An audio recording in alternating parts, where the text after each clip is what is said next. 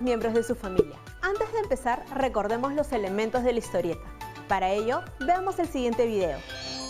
Vamos a conocer el mundo de las historietas y sus características.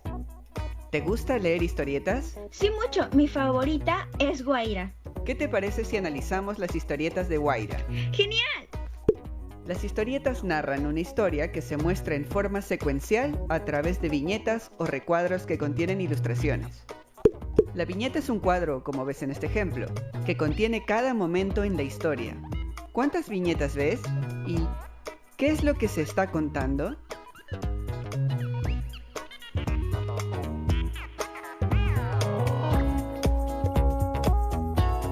Bueno, yo veo que son dos viñetas. En una, Guaira está feliz porque está sana y puede jugar. Pero en la otra, vemos que su amiga no está tan feliz porque está enferma. Pobrecita. ¿Ves cómo con solo dos viñetas puedes contar una historia? Además, estas viñetas pueden contener acciones o también diálogos. Como en este ejemplo, ¿no? Primero vemos a Guaira jugando con su amigo y después está conversando con su amigo Malky. Las primeras viñetas contienen acciones y las viñetas donde está conversando Guaira y Malky contienen diálogos. Así es. Ahora veamos cómo podemos presentar esos textos.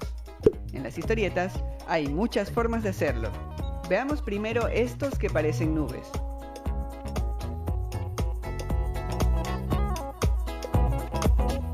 Son globos de pensamiento y nos muestran lo que los personajes están pensando, pero no dicen.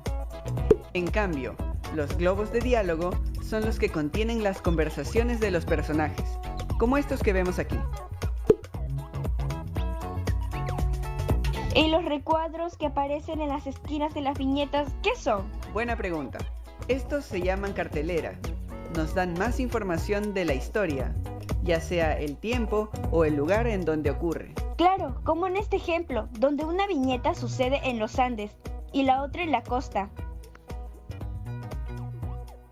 Y de seguro has visto que aparecen palabras extrañas en la historieta. Sí, estas palabras representan sonidos, ¿no? Exactamente.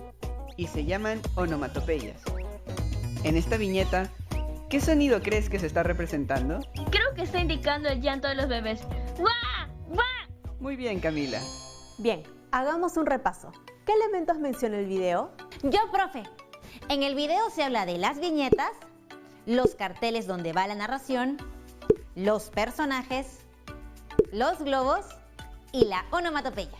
Muy bien, Patricia. ¿Recuerdas que ya vimos algunos de estos elementos de las historietas en una actividad anterior? Cierto, profe. Allí vimos las viñetas, los personajes y los globos de diálogo y pensamiento. Pero no recuerdo haber hablado de las onomatopeyas y los carteles. No te preocupes, Pati, que hoy aprenderemos más sobre estos elementos. Para eso, ¿me ayudas a recordar la historia que vimos en estas viñetas? Claro que sí. Primero vimos a un niño como descansando en su cuarto mientras hablaba con sus amigos por teléfono. En ese mismo momento su papá lo llamaba desde la cocina. En la segunda viñeta están en la cocina el mismo niño y su papá.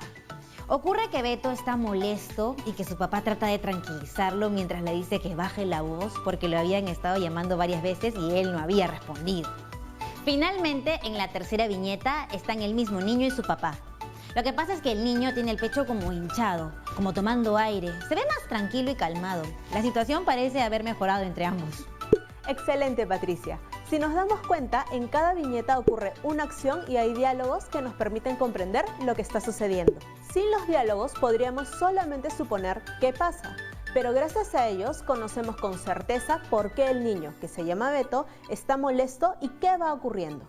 Profundicemos un poquito más. ¿Sobre qué crees que trata esta historieta? ¿Y para qué crees que fue escrita? Yo diría que trata de la comunicación en familia. Y sobre su segunda pregunta, a ver, me explico. Quizás la intención de esta historieta es mostrar cómo podemos manejar el enojo para poder lograr una convivencia más armoniosa y saludable en casa. Muy bien. Y ahora, ¿a qué público crees que está dirigida? Yo creo, bueno, por los personajes, me parece que se dirige a familias con hijos e hijas entre 10 y 12 años. Es decir, púberes. Excelente, Patti. Has hecho un muy buen análisis. Ahora, es muy importante que antes de empezar a elaborar una historieta, Siempre tengamos claridad sobre estos 3 aspectos que acabamos de comentar.